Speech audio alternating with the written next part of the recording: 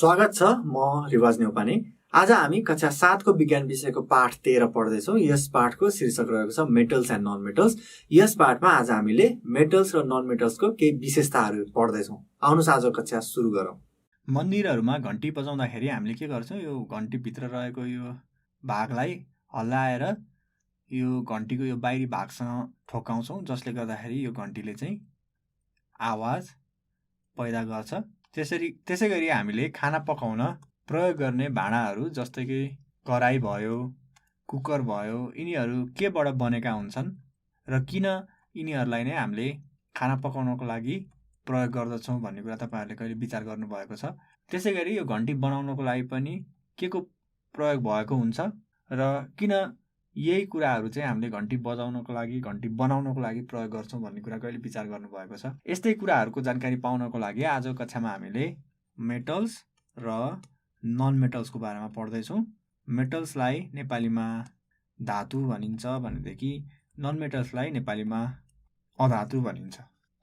सुरुवात गरौँ मेटल्सबाट। जस्तै मैले अघि पनि उदाहरण दिइसकेको छु, घन्टी बनाउनको लागि प्रयोग भएको पदार्थ के हो त? मेटल हो। र यो पदार्थलाई हामीले यसरी ठोक्दाखेरि, हिर्काउँदाखेरि के हुन्छ त?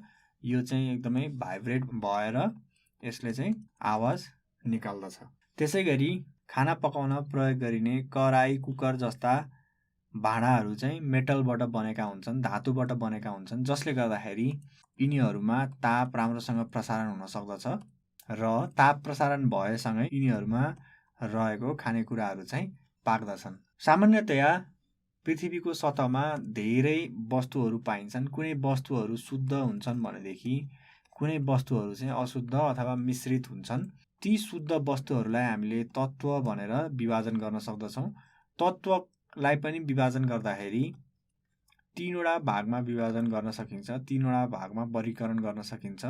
एउटा मेटल्स अथवा धातु, अर्को नन मेटल्स अथवा अधातु, त्यसै गरी अर्को मेटलोइड्स भनेर हामीले मेटलोइड्स अथवा अर्धधातु भनेर हामीले चिन्दछौँ।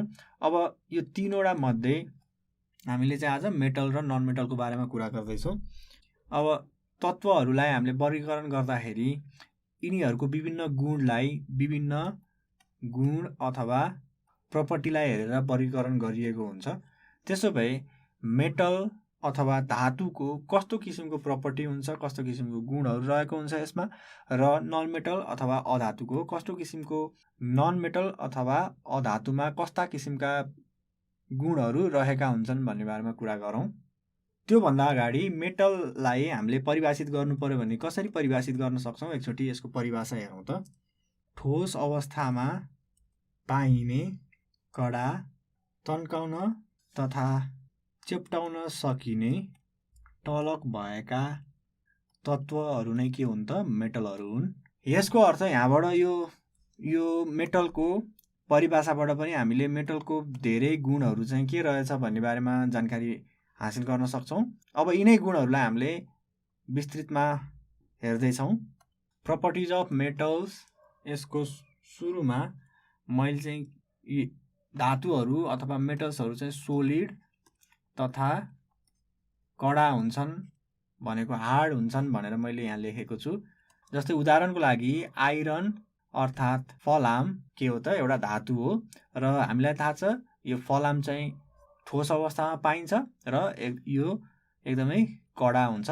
यहाँनिर मैले फलामको ठाउँमा FE लेखेको छु। FE भनेको फलामलाई जनाउने एउटा सङ्केत चिन्ह हो। यसको फलामको चाहिँ अथवा आइरनको सिम्बल हो। त्यसै गरी अर्को गुण के हुनसक्छ त? धातुमा अथवा मेटलमा टलक हुन्छ। यो टलकलाई अङ्ग्रेजीमा मेटालिक लस्चर भनिन्छ। जस्तै उदाहरणको रूपमा तामा अथवा कप्पर, जसको सिम्बल चाहिँ CU रहेको छ, यसको यो तामालाई हेर्ने हो भनेदेखि के हुन्छ त? पहेँलो किसिमको एकदमै यसमा चाहिँ टलक हुन्छ। यसको अर्थ यसमा आफ्नै किसिमको मेटालिक लस्चर हुन्छ भनेर हामी भन्न सक्छौँ। त्यसै गरी अर्को प्रपर्टी रहेको छ, धातुलाई पिटेर पाता बनाउन सकिन्छ। यस्तो खालको गुणलाई चाहिँ अङ्ग्रेजीमा भन्दाखेरि मेटलहरू चाहिँ म्यालिएबल हुन्छन् भन्ने गरिन्छ। यो म्यालिएबल भनेको चाहिँ के हो त, त्यसो भए मेटलहरूलाई पिटेर पाता बनाउन सकिन्छ भनेको हो। त्यसै गरी धातुको अर्को गुण भनेको यसलाई पिटेर तार बनाउन सकिन्छ, तन्काउन सकिन्छ। यसको अर्थ मेटल्स आर डक्टाइल, अथवा मेटलहरू धातुहरू चाहिँ डक्टाइल हुन्छन् भनेर भनिन्छ। त्यसै गरी धातुहरूलाई ठोक्काउँदाखेरि तिखो आवाज आउँदछ, जसको कारणले हामीले धातुबाट विभिन्न किसिमका घन्टीहरू बनाएर ती घन्टीहरू बजाउन सक्छौँ। यस्तो तिखो आवाज निकाल्नुलाई धातुहरूले सोनोरस साउन्ड निकाल्छन् भनेर हामी भन्न सक्छौँ। अब यहाँनिर हेरौँ त, जस्तो पिटेर पाता बनाउन सकिन्छ भनेर मैले यहाँ लेखेको छु। यो भनेको हामीले खाना पकाउने भाँडाहरू अथवा थालहरू देख्न सक्छौँ।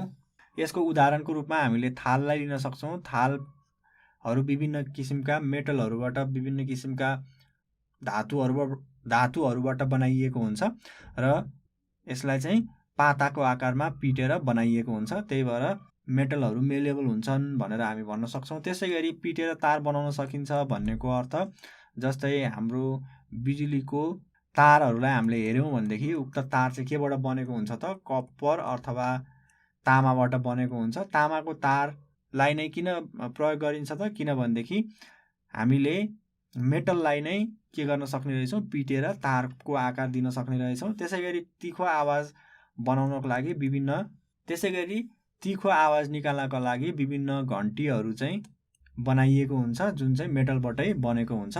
त्यसै गरी यहाँनिर अर्को छुटाउनै नहुने कुरा चाहिँ के रहेको छ भनेदेखि मेटलहरू चाहिँ गुड कन्डक्टर हुन्छन्।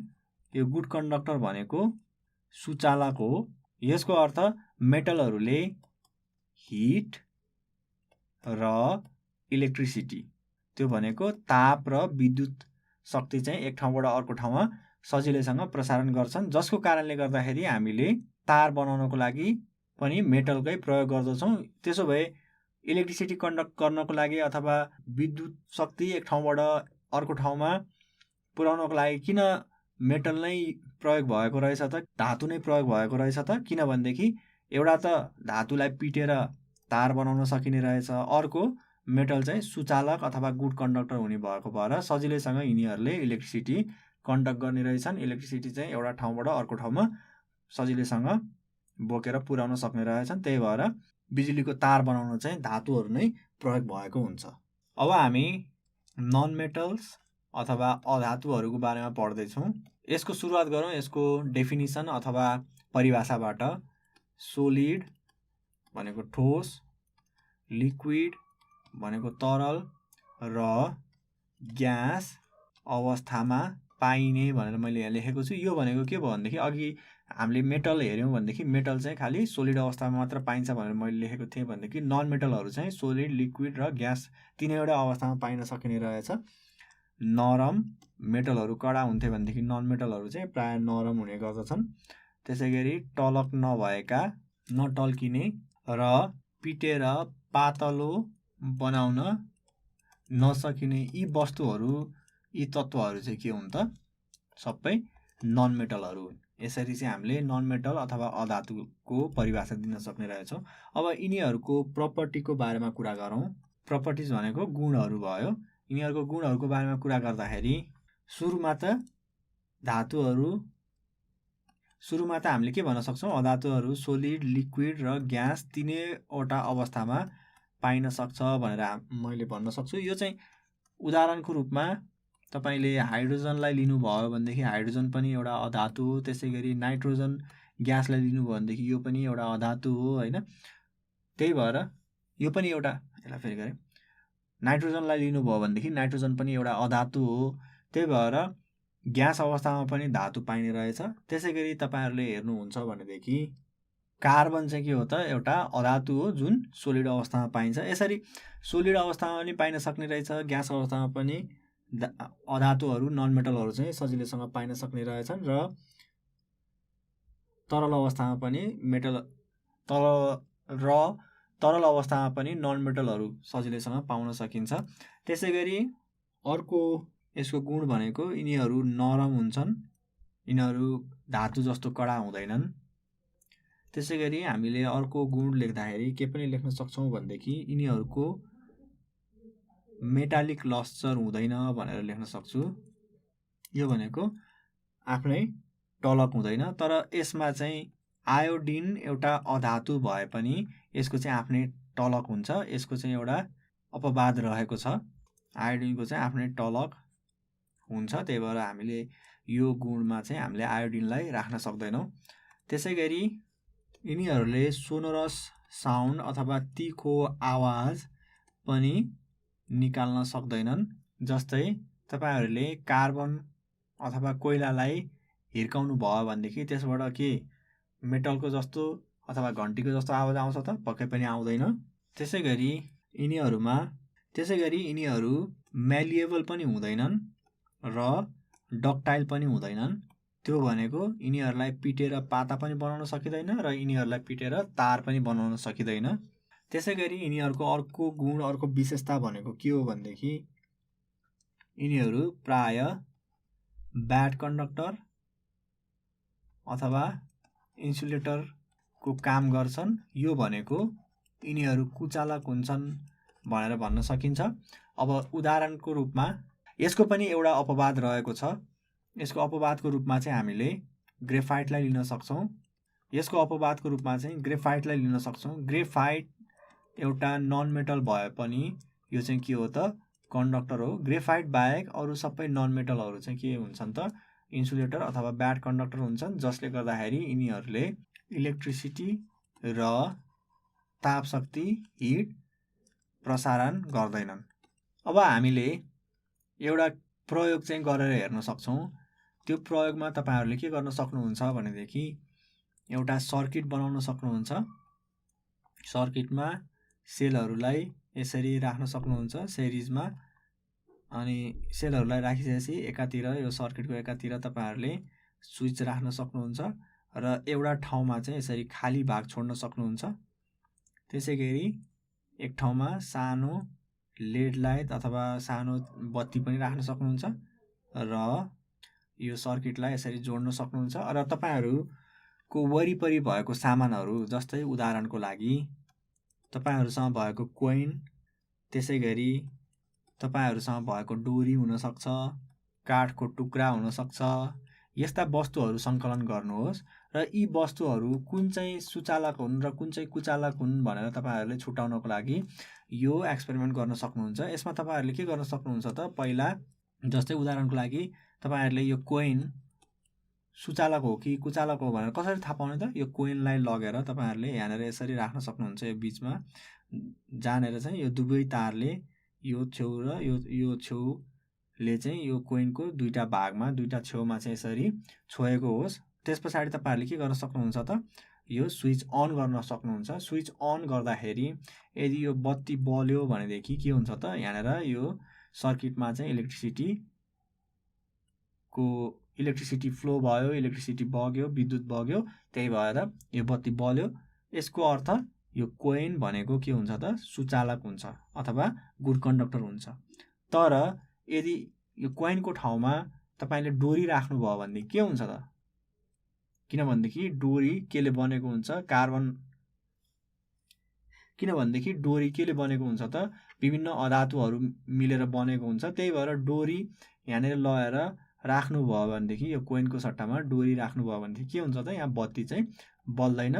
यसको अर्थ हामीले के थाहा पाउन सक्छौँ भनेदेखि डोरी भनेको के रहेछ त? अधातु रहेछ, अथवा डोरी भनेको चाहिँ ब्याड कन्डक्टर रहेछ भन्ने कुरा चाहिँ हामीले सजिलैसँग थाहा पाउन सक्छौँ। त्यसै गरी यसको प्रयोग चाहिँ काठको टुक्रा राखेर पनि गर्न सक्नुहुन्छ। त्यसै गरी ढुङ्गा, इट्टा लगायतका वस्तुहरूमध्ये कुन चाहिँ गुड कन्डक्टर हुन् र कुन चाहिँ ब्याड कन्डक्टर हुन् भन्ने कुरा तपाईँहरूले यो प्रयोगद्वारा सजिलैसँग चाहिँ थाहा पाउन सक्नुहुन्छ।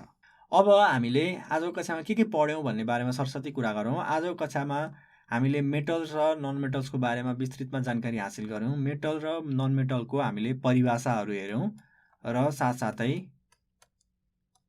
परिभाषा अथवा डेफिनिसनहरू हेऱ्यौँ र साथसाथै यिनीहरूको गुणहरू पनि हामीले के हुन्छ भन्ने बारेमा अध्ययन गऱ्यौँ। अब म तपाईँहरूलाई निम्न प्रश्नहरू गृह कार्यको रूपमा दिँदैछु। प्रश्न नम्बर 1, मेटल्सको परिभाषा दिनुहोस्। प्रश्न नम्बर 2 नन मेटल्सको गुणहरू उल्लेख गर्नुहोस्। प्रश्न नम्बर 3 डक्टाइल र मेलिएबल भनेको के हो। त्यसै गरी चौथो तथा अन्तिम प्रश्न मेटल्सलाई किन इलेक्ट्रिक सर्किटमा त्यो भनेको विद्युतीय परिपथमा तारको रूपमा प्रयोग गरिन्छ। स्मरण रहोस् तारको रूपमा प्रयोग गर्नको लागि योसँग दुईवटा गुणहरू रहेको हुनुपर्दछ। एउटा चाहिँ के हो त यसलाई तन्काएर तार बनाउने गुण, अर्को चाहिँ यो मेटलले इलेक्ट्रिसिटी कन्डक्ट गर्ने गुण अथवा इलेक्ट्रिसिटी चाहिँ प्रसारण गर्ने गुण। अब हामी आजको कक्षाको अन्त्यमा आइपुगेका छौँ। जानुभन्दा अगाडि तपाईँहरूलाई अप्ठ्यारो पर्यो भनेदेखि हामीलाई सम्पर्क गर्न चाहिने इमेल ठेगाना छोडेर जाँदैछु। हाम्रो इमेल ठेगाना रहेको छ learning@dearwork.edu.np। यस इमेल ठेगानामा तपाईँहरूले आफूलाई लागेको जिज्ञासा साथसाथै हामीलाई सल्लाह सुझाव पनि पठाउन सक्नुहुनेछ। आजको कक्षा सकियो। धन्यवाद।